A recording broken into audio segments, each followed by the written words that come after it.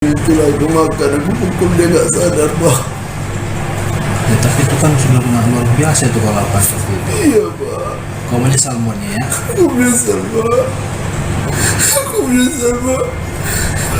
Tangis suami pelaku pembunuhan istrinya sendiri di Asahan, sosoknya dikenal warga sering KDRT. Wanita muda di Kisaran, Kabupaten Asahan, Ananda Isnaini Putri, 20, menjadi korban pembunuhan yang dilakukan oleh suaminya sendiri M. Ali, 29, alias MA.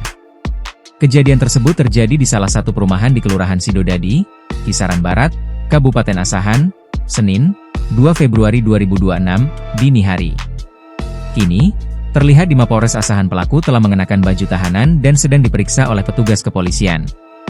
Dalam rekaman video yang beredar, MA tampak tertunduk lesu sambil menangis. Sering dia berbuat seperti itu? Enggak juga, Pak. Jadi, Gara-gara itulah aku makan, aku pukul dia nggak sadar, Pak. ya, tapi itu kan sudah luar biasa itu kalau apa seperti itu. Iya, Pak. Kau menyesal semuanya ya? Aku menyesal, Pak. Aku menyesal, Pak. Aku masih kecil, Pak.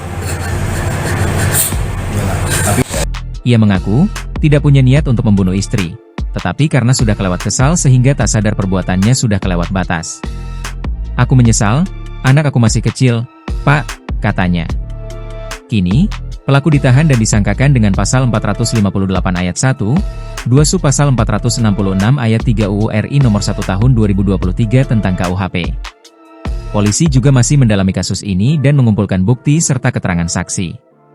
Sementara itu berdasarkan pengakuan tetangga korban, Ananda Isnaini Putri sering mendapatkan perlakuan kekerasan dalam rumah tangga, KDRT, yang dilakukan oleh pelaku kepada korban. Dijelaskan salah seorang tetangga, bahwa lokasi tempat meninggal korban di salah satu perumahan di Kelurahan Sidodadi, Kisaran Barat itu bukanlah kediaman dari Ananda Isnaini Putri. Melainkan, Ananda Isnaini Putri tinggal di kamar setelah di rumah susun sewa sederhana, Rusunawa, Kisaran di Blok 2 lantai 4. Menurutnya, Ananda Isnaini Putri kerap mengalami kekerasan dari pelaku M. Ali dan pelaku tidak sungkan-sungkan melakukan kekerasan terhadap korban meskipun ada warga yang melihat. Kami sering dengar kalau di dalam itu kejadian keributan. Bahkan, dia juga gak sungkan memukul korban meskipun ada warga di situ, kata salah satu penghuni Rusunawa Kisaran yang tak ingin disebutkan namanya saat dihubungi tribun-medan.com, Rabu, 4 Februari 2026.